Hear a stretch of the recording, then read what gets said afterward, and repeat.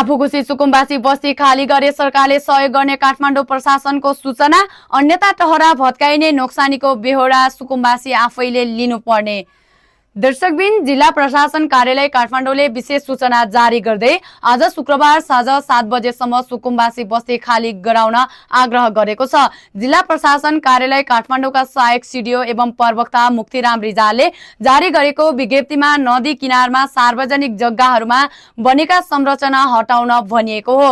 यदि उक्त समयमा बस्ती खाली नभए संयुक्त कारबाही गरी संरचनाहरू भत्काइने बताइएको छ। वर्षौंदेखि अनधिकृत रहरबाट सार्वजनिक आवागमन र शहरी अति आवश्यक पूर्वाधारको निर्माण र नदीको बहाव समेतलाई प्रतिकूल प्रभाव पार्ने गरी एवं आफ्नो जीवज्यान समेत जोखिममा पारी बसोबास गरेका सम्पूर्ण टहरामा रहेका व्यक्तिहरू र यसरी बनेका घर टहराहरू भाडामा बस्ने, पसल व्यवसाय सञ्चालन गर्ने जस्ता कार्य गरिआएका व्यक्तिहरूको जानकारीका लागि सूचना जारी गरिएको सिडिओ कार्यालयले जनाएको छ।